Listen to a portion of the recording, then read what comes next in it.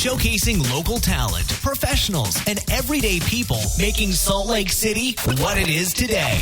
It's time for another episode of the I Am Salt Lake podcast. Welcome to episode 193 of the I Am Salt Lake podcast. I am your host. My name is Chris Hollifield. Thank you so much for checking the show out, for downloading the podcast and giving it a listen. Many apologies. I've been a bit under the weather. The weather is changing. The seasons are changing, so I got a bit of a head cold. So these intros are always a little tougher when you're not feeling well. So anyway, on this episode, I sit down and chat with Desarae Lee. She's a local Salt Lake City artist. We had a great conversation. We sat down, we chatted, got to find out all about her life and her story, as well as an awesome Kickstarter she's doing. I'm going to be playing that here in just a minute. I, of course, want to mention the sponsor for this episode, Club 50 West, located right in downtown Salt Lake City at 50 West Broadway. You can find them on the website, on the internet. Find their website at 50westslc.com. It's where you can find out about all the events that are coming up here in the very near future. A few that I'm really excited about. I just wanted to mention here really quickly. David Koechner, you might have seen him in The Office or any of the Anchorman films. He's coming November 5th through the 7th. Also, Mark Curry, he's coming. You might remember him from Hanging with Mr. Cooper. He's coming December 11th through the 12th, as well as one I'm really excited about, December 17th, Arrested Development. And again, you can buy all your tickets right at 50westslc.com. Again, go support 50 West. Tell them you heard about them on the podcast. Let them know you heard about them right here on I Am Salt Lake. That way they know I'm doing my job by spreading the message and telling you guys about them. So like I said, Desarae Lee, she's on this episode. We have a great conversation. I get to know her story. I want to thank John Farmer and American Musicians Radio for letting me use their offices to record this episode. Also, make sure you stay till the very end of this episode. There's some other things I want to talk about after I'm done talking with Desarae Lee, but I don't want to take up this whole intro and with everything. So make sure to stay till the very end of the podcast. There are some more things I want to talk about. So without any more chatting on my end, join me now as I chat with Desarae Lee at American Musicians Radio Studio right here in Salt Lake City, Utah.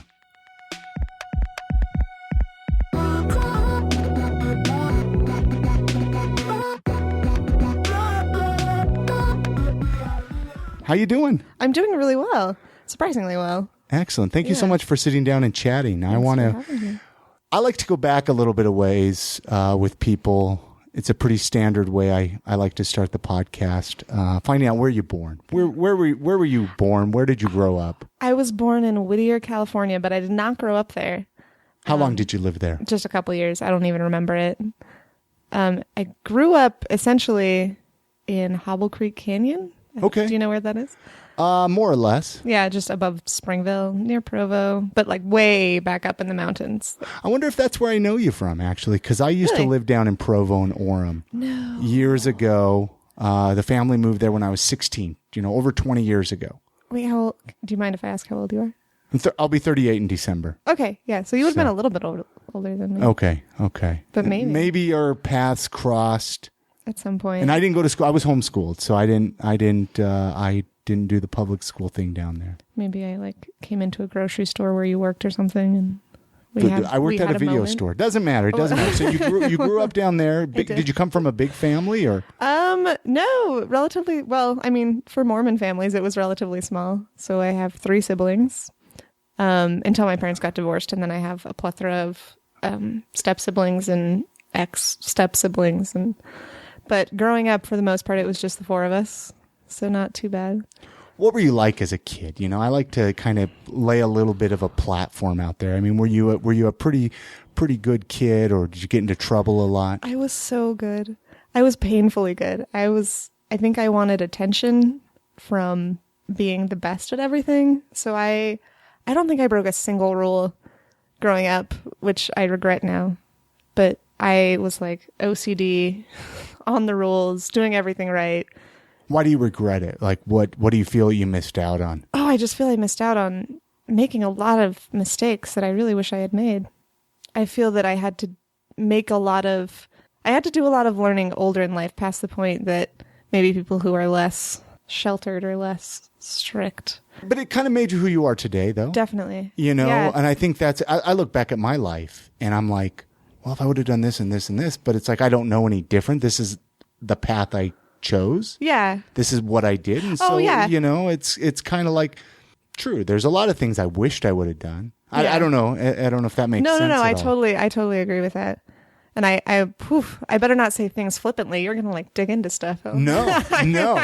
You're watch my mouth here. No. Well, I mean, I want to talk more art and your creative sides and whatnot, but I kind of like to get a little bit of a base. So, Yeah. but you're in Salt Lake now, right? Or no? Yeah. Okay. Yeah. And what brought you to Salt Lake from Springville then? Originally, it was just a job. I was teaching art for a long time, and I just found a job in Salt Lake. So I came and lived up here. I was still Mormon when that happened. And I just stayed, man. I just love it here. In Salt Lake. Yeah. So what got you interested in art? What got you interested in drawing or Everything. I've always been interested in art. Yeah. Since I was younger. I've always wanted to be an artist. I didn't always believe that I could be an artist. I didn't always believe I was good enough to be an artist, but I've always wanted to be one. Were you the type that, you know, you always had crayons and markers with you Oh, wherever totally. you went? And I was like the class artist, and whenever somebody wanted something drawn, they would come to me and I would draw it for them. Did you take a lot of art classes like in high school? Yeah, I actually took some private lessons in high school, and, you know, all the art classes. Did you find them to be like beneficial at all? Did you No. find them to be helpful? My private lessons were awesome, but my high school classes were kind of just silly. Yeah. Yeah. And did you go on to college, university, or anything? Yeah. Where'd you go to school? I went to BYU. Nothing to be ashamed of there. I mean, it's a good school. What It's a did great you education. study? I studied art education, and then I minored in psychology. Okay. So I went to school to teach art. So you knew like during, I mean, that you wanted to teach art or do Yeah. something with art. Yeah. I kind of knew that's where I existed, but I didn't believe that I was going to be able to make it happen. What does being creative mean to you? Being creative is kind of a loaded question because to me, it's like a place that I go. I like that. Yeah. I'm sounding really kind of spacey, but to me, being creative is not just making something. And I know a lot of people kind of define it as making a thing that nobody else has made or something that's not utilitarian. But to me, there's a definite place that I go. Like in your mind? In my mind, in my, maybe just being more in touch with my subconscious or more in touch with, you know, that deep dark hole that lives inside you. Yeah. That's my creative space.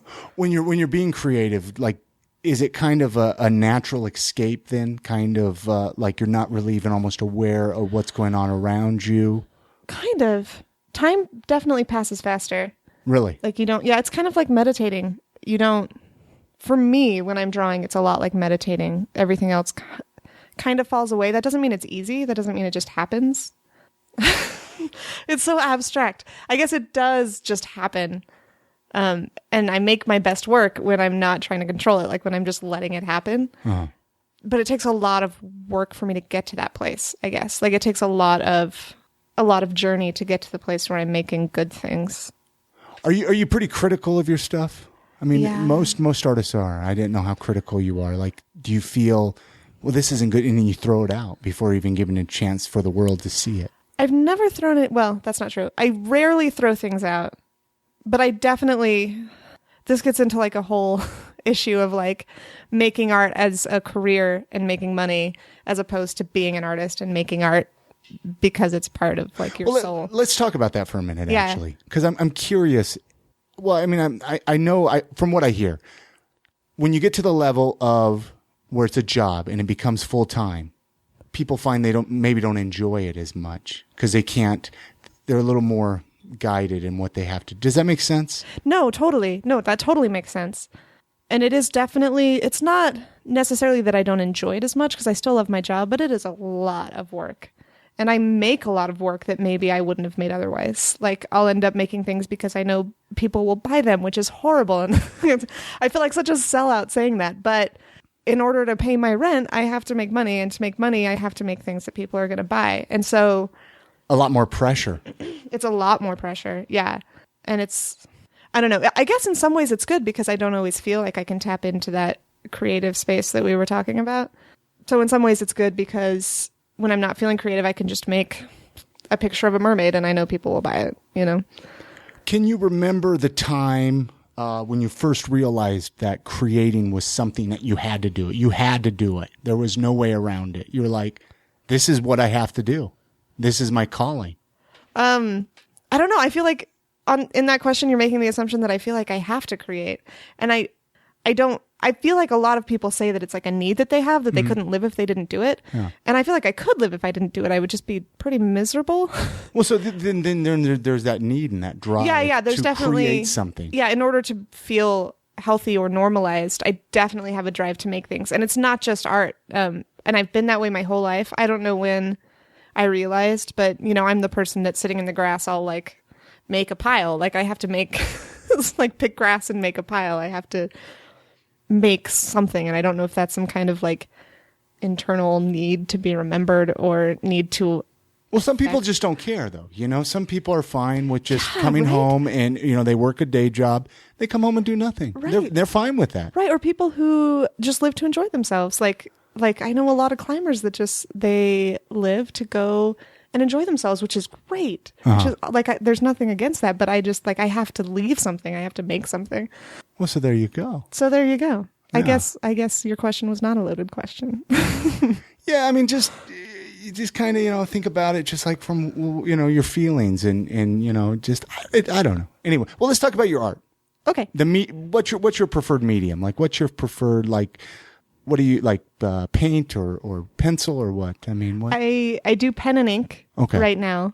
I'm trying to get into printmaking, which is what the whole Kickstarter thing is about. We'll be doing dry point and like etching printmaking. But right now, mostly what I sell is pen and ink and then watercolors. Okay, yeah, and we'll get into your Kickstarter here in just a few minutes. Is there anything you're trying to communicate through your art? Anything you're trying to get out? Yeah. We'll talk about that. Oh, so this is where I start to get really weird and depressing and like artsy. No, this is what I want to hear. I don't know if it's this way for everybody, but I feel like there's like this big dark ball of goop that lives inside me of just all the, not negative things, but all the experiences that you have that just kind of live inside you. And they're just part of you. Like they're never going to go away. For me, there's a lot of sadness there. And there's really no way for me to talk about that other than through my art and through these subconscious symbols that come out. So people who really look at my art see that there's a lot of sadness in them. And it doesn't mean that I'm always a sad person, but that's kind of what I'm trying to talk about because I can't talk about it. And when you're finished with one of your pieces, how do you feel? I mean, do you feel like you've gotten it out a little bit? A little bit. This actually happened today. I just finished a piece today. And I went back, you know, because I'm narcissistic. I went back and checked my Instagram to see how many people had liked it. And looking at the picture, like, it made me sad. Like, there's this feeling of like, oh, damn, like, I'm good at what I do. It looks great. But then there's this feeling of like, I was in such a sad place when I drew it. Like, not always, but for that piece I did today, it made you sad looking at it? Just looking at it. Yeah. Yeah. I like that because then you step away a little bit from it and then come back to it and you reanalyze it. Right. And maybe have a more conscious experience with it as opposed to when I'm drawing it, I'm having a very subconscious experience with it. But then when I come back and look at it later, it's a more conscious, like you were saying, maybe a more critical, but also realizing that it was about painful things. Is there a creative medium that you would like to pursue, like another way to express yourself besides drawing? Oh, yeah, printmaking. I would love to start doing printmaking, which is essentially drawing in a different way. But it's a different way. Yeah, it's totally different. Why do you want to? What attracts you to printmaking? I think it's a lot more. I can do so much more with it. I've started to feel really limited by just pen work. And the watercolor kind of solved a little bit of that. I started to move into watercolor and like using coffee stains and tea stains, but there's a lot of texture. I'm really looking for texture and some kind of depth that I'm having a really hard time reaching with just the pen and ink. So there's that aspect. Another aspect is when I make a piece of art with pen and ink, I only have one original. I only get one piece that was made by hand by me. Whereas when I do printmaking, I can make, an edition of 150, but they're all done by hand. Sure. They're all, little pieces of my soul, but it's not like the one, like my baby just like going off into somebody else's house, Talk about you said coffee stain and tea staining. Is that just actual coffee and actual tea like or what? Painting with coffee and tea. Yeah. I went through a phase. I'm very unfamiliar with that. Where I'm not. I'm no, kind it's of okay. Kind of yeah. I'm not very unfamiliar. No, what did you? I mean, is that a common practice in the art world? I have no idea. I'm really unfamiliar with it too. I just tried it. You're like, I like this. Yeah. That's so. Yeah, I one time, I don't like coffee, so I stole my roommate's coffee cup, which I'm sure she wasn't happy about, and just started painting with her coffee and like making kind of prints from the bottom of her coffee cup on this piece I was doing to make it look aged and give it texture. And I really liked it. So sometimes I use tea or coffee or whatever. Have you ever used anything else besides coffee or tea or? Not in that way. I play around a lot. I don't know what it is about coffee and tea. Maybe it's the smell. Maybe I like how it smells while I'm working with it. Let's talk about your Kickstarter. Please. I'm very unfamiliar with it. Tell me what it's. Oh, yeah. So Kickstarter itself is. Well, no. I'm familiar with. No. I'm familiar with Kickstarter, Okay. But your Kickstarter. Okay, you'd be surprised how many people don't know. Well, okay, what Kickstarter is. I've had to answer that question a lot. What is Kickstarter? It's then? just a crowdfunding platform For people that are listening, what is Kickstarter? like, I don't know what that is. And I want to support a Kickstarter, but I don't know what it is. So it's a crowdfunding. So it's essentially it's almost like you're helping me fund this project, but you're also just kind of buying things in advance. So Kickstarter calls it rewards. So if you spend this much money, then your reward is a t-shirt, but you won't get it for like 3 months while I use the money you gave me to build my printmaking studio. When does your Kickstarter start? It starts October 19th. Okay. So it's going to start. Is there a time limit that it's going to be going on? Yeah, it'll be going for 6 weeks. 6 weeks. And what's it for? I mean, what are people helping out with? I would like to make a printmaking studio like we were just talking about. So I need to buy, an etching press and paper and ink and build a little space in my garage where I can make actual prints with my hands. Is there a certain amount you need to raise? Right now I'm looking at about 10,000. Which sounds like a whole lot, but that's what I'm going for. That's how much, after adding up the price of everything, that's about what it's going to be. And then, so there's going to be rewards. Yes. Do you care to talk about them? Sure. Let's talk about them. So everybody, of course, will get a thank you note because I am so grateful for all the people that support me and have supported me and will support me. The ones I'm most excited about are the actual prints, of course. So I'll have different sized prints that people can buy as rewards. And then there are t-shirts if you support me with like $30. If you're going to go like all out, there are things like private lessons or original pen and ink pieces. So yeah, just private lessons. Yeah. I'm interested in that. Really? What would I have to do for that? What would I have to No, I'm serious. What would I have to do you know what that? I think I set that at about the $1,000 level. So that's, you get a set of like 4 prints and then also a private lesson with me where I can teach either printmaking or pen and ink for, a few hours, 3-4 hours. Because isn't that how Kickstarter works? Is like if you donate like a really high amount, you get everything else on the lower amounts as well usually. As the higher, isn't that? Not always, but that's how mine will work. It's been a while since I've hopped on Kickstarter. Yeah, no, you're okay. That's essentially how mine will work. Is the more you pay, you'll just add on all the awesome things that you want to get. So. And how can people find the Kickstarter? What's going to be the best way I could put. Well, I'll put a link on the show notes for this. Okay. On I Am Salt Lake. I don't even know. No. You're Just fine. to go to Facebook would be the best place. So if you find me on Facebook. Okay. And I'll put those links on the show notes for this episode, Awesome. as well as the Kickstarter links.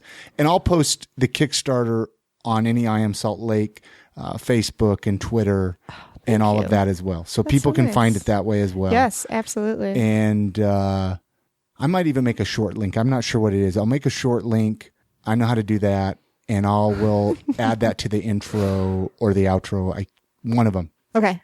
And that way people can find your Kickstarter. Anything else you want to talk about the Kickstarter? Because pretty much if people go check it out, you will have it all outlined and with all the rewards and what it is and pictures. Super simple to figure out and super simple to get in touch with me if you are confused or want something special. Just go to Facebook and send me a message or send me an email. Yeah, super easy to get a hold of. What's your email? We'll say it at the end, but what's your email? Yeah, for it's people? Desarae Lee Illustration @gmail. Simple enough. Yeah. Now, this is the first Kickstarter you've done, right? Yeah, ever. It's pretty tough. I mean, I've never done one. Is it pretty tough to do? I don't know yet. I haven't. You don't know. You don't know. But you're getting it going. Yeah, I mean, is it pretty tough though to figure out to kind of? Yeah, I have a lot of really great people helping me, which has been awesome. I read some books because, like I said, I'm kind of a nerd, so I picked up some books. And that's great. Do you remember the titles at all? Or no, probably not. No, that's fine. That's fine. Kickstarter. No, what? Is that really? Kickstarter for Dummies. No, no. I'm curious because people listening might want to I don't know. I'm just curious. No, and it was great. It was a great book too. It was like so helpful. That's really funny that's what it was called. Kickstarter for Dummies. Well, cool. Well, people go check out your Kickstarter supporter in there. Italy. You're going to Italy. I'm going to Italy. Yes. I want to talk about this. Let's. I was snooping around your on the web pages on you and the internets. You were like Facebook stalking me. Well, I had to. I was going to be sitting down and chatting with you. I wanted to learn a little bit. I wanted to do a little bit of studying. Well, then we won't talk about Italy. No, please. No. Oh, so you're going to Italy. I'm going to Italy. What are you going to Italy for? I'm taking people to Italy with me to teach art, essentially. So people from Utah or people from the U.S. or wherever? People from wherever. Show up in Italy at a certain time in a certain place. How many people are you taking? I think I can take up to 12.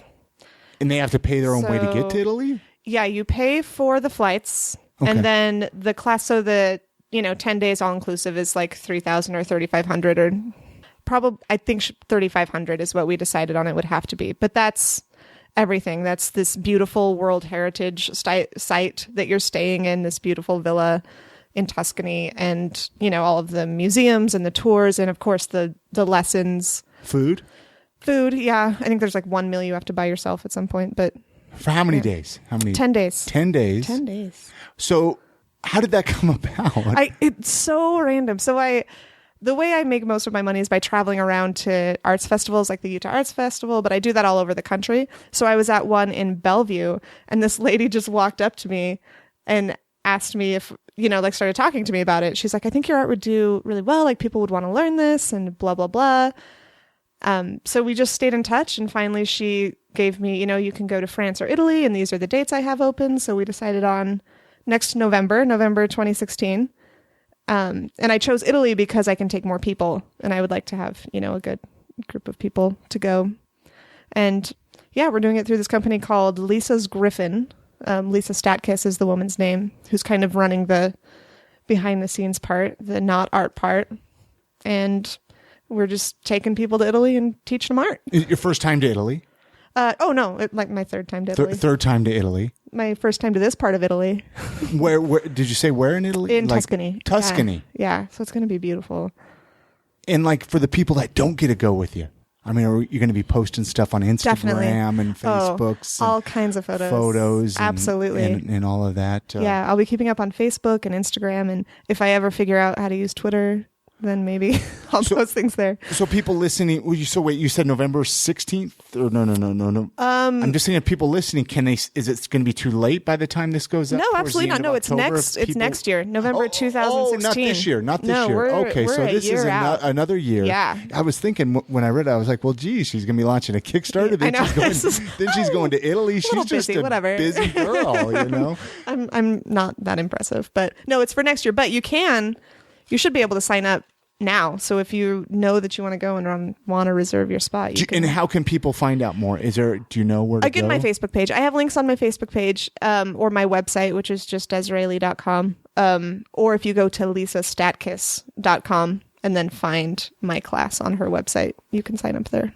And again, I'll put the links up there on the show notes for people to go check out what's on your website. Let's talk about that for a minute. I didn't even. Do you have anything on there? Can people buy prints on your website right now? Or Not yet. I'm working on it right now. You either have to go on Etsy or contact me directly. My website is one of those things that's not on fire, so I don't get to it, even though it's on my to-do list. It's like always gets pushed toward the bottom. That's how it is. It needs some work. That's how my website is as well. I'm like, I need to work on this. I need help. You know what I mean? I got to do something with this. And anything else you want to talk about with Italy, or before we I don't know. I don't know where to touch with things, because it's like, gosh, I'm excited for you. Yeah, no, just that I'm really, really excited, and I'm so excited for this opportunity. I'm kind of bummed that it's a year away, because I want to go now, but I'm really excited to see who signs up. And I've taught before. I've taught adults and kids, and I love teaching pen and watercolor, and journaling as a way to express that. So yeah, it'll be fun. What would you say the best part about being an artist and doing what you do is? You know what? If we're going to dig deep here, the best part of being an artist is that I feel fulfilled, that it fulfills me. I've chosen not to have kids, and there aren't a lot of things that I'm going to leave behind. So, with my belief system, when I die, I'm just gone. And so art really fulfills me. And there are times when I get really down, and, other than my family and the people I love, it's, that I'm making things that, if I don't make them, nobody else is going to make them. Like, I'm making things that won't happen if I don't do it. And that kind of keeps me clinging on with both fists to life, And on that same note, what would you say the worst thing is? On the same note, the worst thing is that when I draw, most of the time it's my soul. And it's not hard for me when people don't like it. It's interesting to me when people don't like my art. It's hard for me when people don't see it. Like when they walk by and all they see is,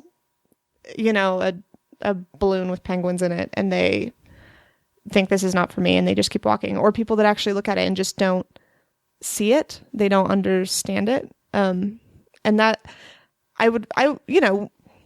when you do what I do, when you're showing to huge groups of people for a weekend at an art fair, a lot of people will just walk by and they just don't see it. They'll look at it, but they don't see it. And that's really hard for me. I think that's one of the worst parts of being an artist is putting yourself out there and trying so hard to communicate with people, and they just don't even want to listen. What do you do at this point? Do you just kind of let them walk away, or do you try to educate them a little bit on it? No.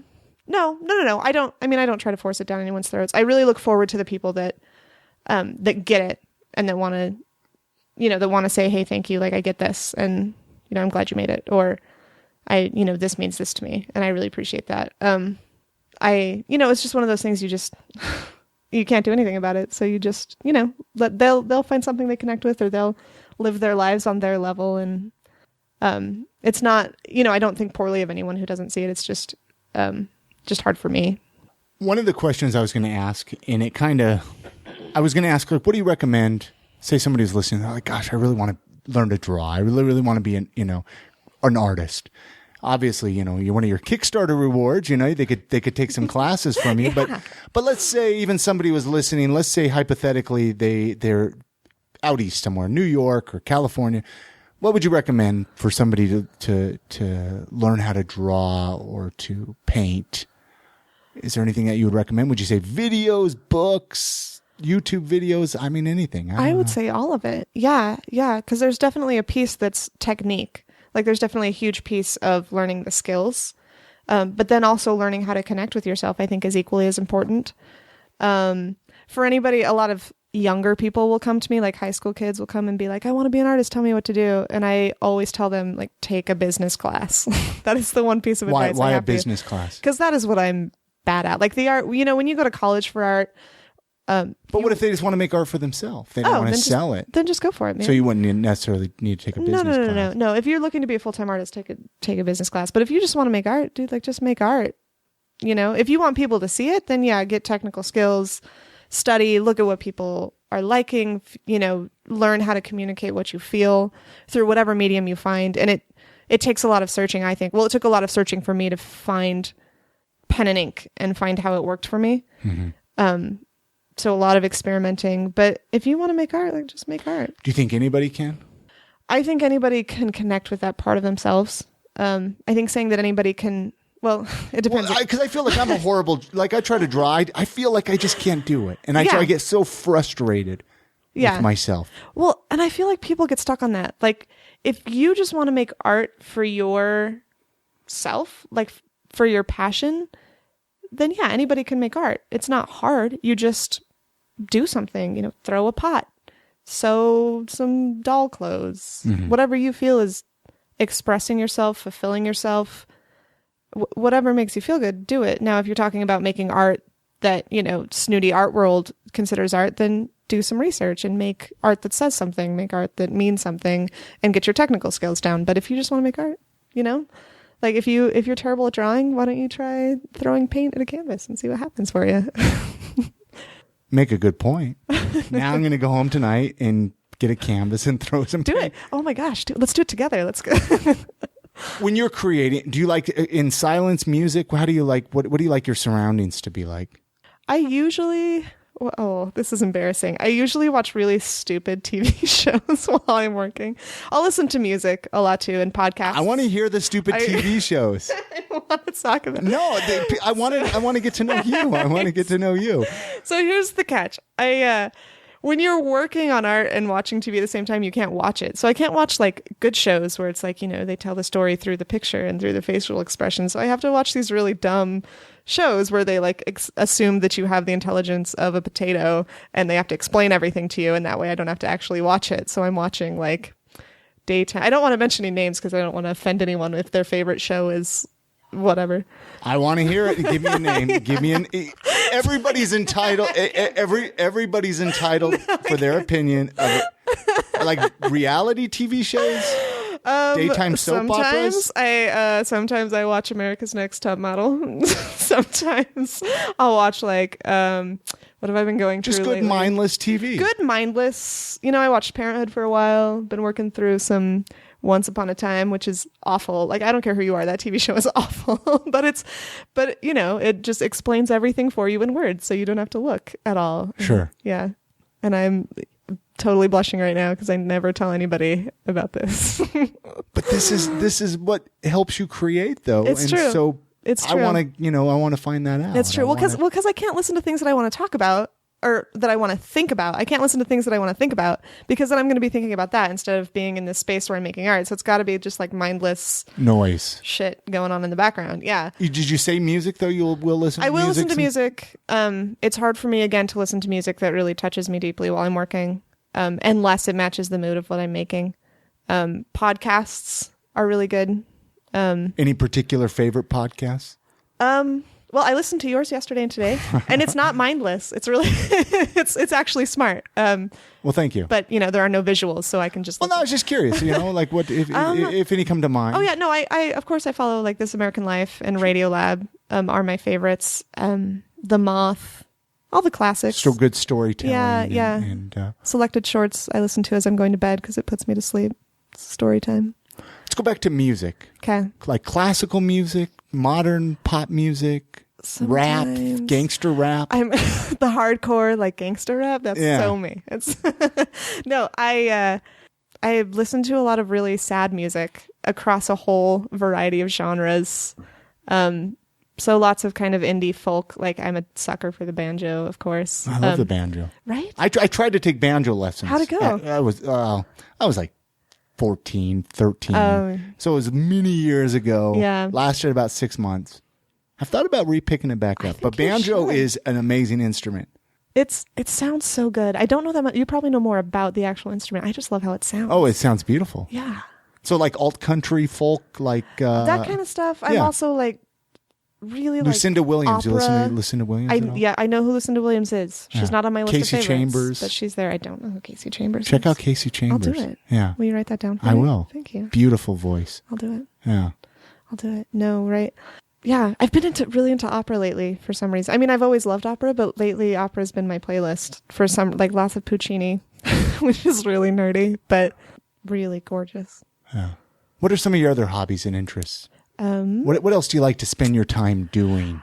I spend too much time rock climbing. I rock climb For real? a lot. Yeah, I really do.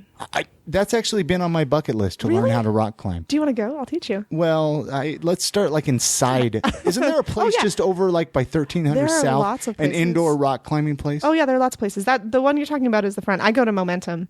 But yeah, there are lots around here. We actually I think we have one of the best climbing gyms around in Momentum. It's so nice. And then we live in a climbers playground. You know, you draw a 3-hour drive circle around Salt Lake, and there are just any kind of climbing you could possibly want to do. So. What got you into rock climbing? Like what? You just breakup. woke up. Well, there you go. Right. I broke up with someone and decided I was going to take up a new hobby, and that just came to your mind, or did you have friends that did it, or take some lessons? Yeah, I had one friend in particular who was also going through a nasty divorce at the time, and we just went rock climbing together and started rock climbing. I don't even know rock climbing questions here. This is no, I'm just curious. Like, have you ever been like on like sides of a mountain where you just like, we're like, holy shit, I was this morning. I could fall off. This morning, okay. This won't mean anything to you, but I'm really excited about it. This morning I did my very first trad lead route, which means I set my own gear going up the wall and like took the rope with me. It was really scary. I mean, it was a really easy climb, but it's the first time I've done it. So that was a big deal this morning. But yes, I've been on this congratulations. Thank you. I feel like here's a reward. Could I have a bottled water for thank you. But yeah, I like to fit climbing into wherever I go. I'm not a great climber by any stretch of the imagination, but recreationally, I love it. Now, rock climbing, it's not a solo activity, right? No. You kind of really need somebody to be there to watch you. You can't really get out. You can boulder, but I don't. You have to have buddies. I've got I got a crew. Sure. I got a crew. Sure. And they're great. Anything else? Or, rock climbing and art probably keep you pretty busy. Do you play a musical instrument at all? No. I wish I did. What would you like to learn if you could? Banjo? I don't know. Maybe the banjo. I don't know. Maybe the piano, which is kind of lame, but or the harp, something pretty. Yeah, maybe the harp. I would like to learn the harp. Let's talk about Salt Lake City. Okay. Favorite city. Yeah. Salt Lake City. It's nice. What is your favorite thing about Salt Lake? The mountains, obviously. I love the rock our climbing. Mountains. Yeah. Anytime, I spend a lot of time on the road, and man, I just miss my mountains when they're gone. Like coming home to the mountains is, they're something else. They're really, really beautiful and really accessible. We live 10-minute drive from the closest canyon. It's just beautiful. And then of course I love the size of the city. Like it's small enough that you can kind of know everyone, and you've got, you run into people, but it's big enough that we've got a good food scene, and we've got a good music scene, and we've got a great art scene. Yeah. I love it. What would you say if somebody's visiting Salt Lake? Go check this out. Go visit this. A couple things. I don't know. It's a pretty standard question. Yeah. I know I ask this on the podcast, but I'm always curious, different inputs. I have a lot of friends come in from town, and I always tell them to check out Little Cottonwood Canyon because it's so pretty. The granite cliffs, especially just right at the beginning, like right at the mouth of the canyon, they're just gorgeous. And then, of course, my personal favorite is Gilgal Gardens. I don't know if you guys have ever been. I've been there. The amazing. creepy little like Joseph Smith Sphinx and there's some bizarre stuff, and it's how it's just tucked away downtown there. Nobody knows, almost nobody knows that it's there, and it's so rad and just weird. I remember the first time I went there, I was like, man, what the heck is everything is just so clustered together and just boom. Well, and you hear about it and you think surely it's not that strange. And then you go there and it is. It's crazy sauce. Yeah. What about favorite local eating spots? Any favorite local eating spots? I'm a Copper Onion girl. Yeah. I always have been. I love all of their little offshoots, and Copper Onion itself I really like. I crave the cocktails at Bar X, if we're talking drinks. Best cocktails in Salt Lake. So good. Great bartenders too. So good. Yeah. Yeah. They just really, I don't know. They know how to do it right there. They know what they're doing, and they're not, they're nice. They give me alcohol, so of course I think they're nice. Is there anything you would change about Salt Lake? Anything that you'd like to see a little different? I have a really hard time with the inversion, the air quality. It kind of makes winter like extra depressing to think about. Like even, you're like, gosh, it's October. We're going to be going into the winter months and the filthy air where you have to wear a face mask outside, And winter's already so hard with the shortened days, and it's cold outside and you can't go for walks, and then to not be able to see the sky on top of that is just miserable. Yeah. It's kind of a bummer.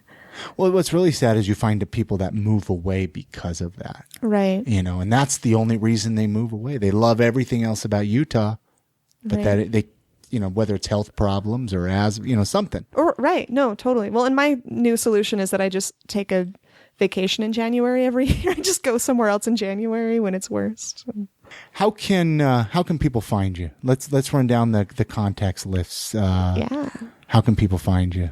People can find me on Facebook is the best and easiest and most effective way. So I have a personal page and a professional page, but they're both start with Desarae Lee. I am also on Instagram, again, just under Desarae Lee. I, of course, email, phone, walking around the streets. It's a good place to find me. Do you do Twitter at all or no? I would really like to learn how to do Twitter. I'm a little Twitter challenged. I don't get it. Fair enough. Fair enough.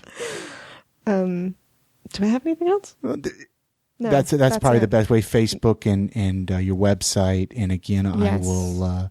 Instagram is a good place too. Facebook and Instagram are the two I really keep up with. Any final words? Check out your Kickstarter. Please, yes. Follow you on Facebook. Check your art out. Yes. Feel free to drop me a line, ask questions. Well, I've loved chatting with you. It's been fun. Chatting with you. You're delightful. See, it wasn't too bad. No, I was nervous, but I'm okay. I lived. Awesome. Thank you very much, Desarae. Thank you. All right. Many thanks goes out to Desarae Lee for coming on this episode of the podcast. Hopefully you guys enjoyed it. Hopefully you enjoyed finding out her story, finding out about her art, her Kickstarter. I'm going to put all the links on iamsaltlake.com/193. It's for episode 193. Her Facebook, her links for her Kickstarter are going to be right there. Go check out her Kickstarter. She's got a really cool video explaining it. She's got some great rewards. She's a really great local Salt Lake City artist that I could not recommend more to help out and support. I've gotten a few emails of people wondering when the I Am Salt Lake Live episode is going to be released. It's going to be released next week in your podcast feed. So make sure to subscribe to the podcast. That way you can get it delivered right away, right to your iPhone or Android. Give it a listen. It was a really good time. I want to thank Kat Palmer again for taking the awesome photos. You might have seen him on Facebook, on my personal page, on the podcast page for I Am Salt Lake. Go check out Kat Palmer Photography. Really great local photographer.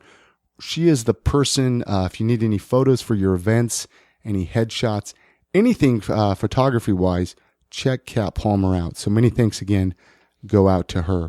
This week, Rachel Jensen actually just barely released today. I've posted them on Facebook, so you might have already had a chance to read it.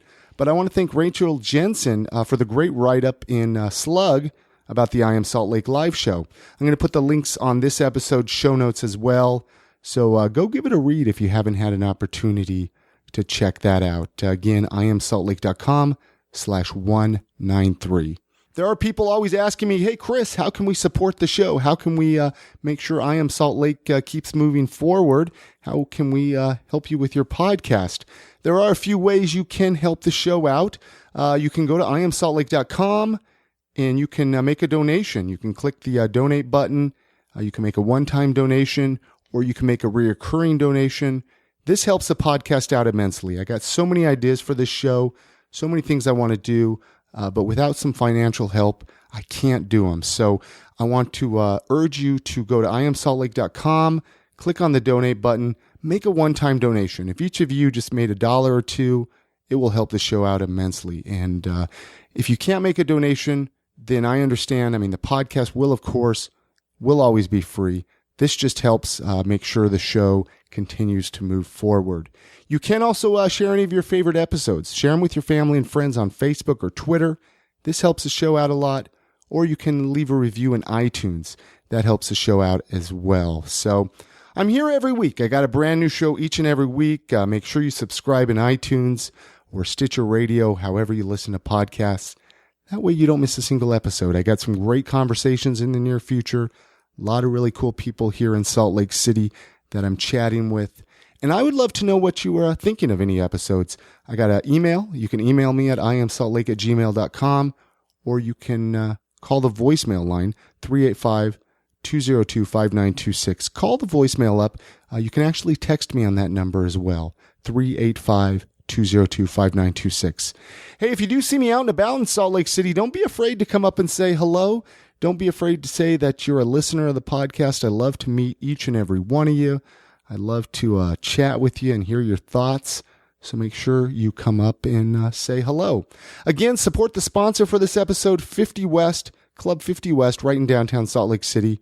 Their website, 50westslc.com. They're on Facebook and Twitter as well.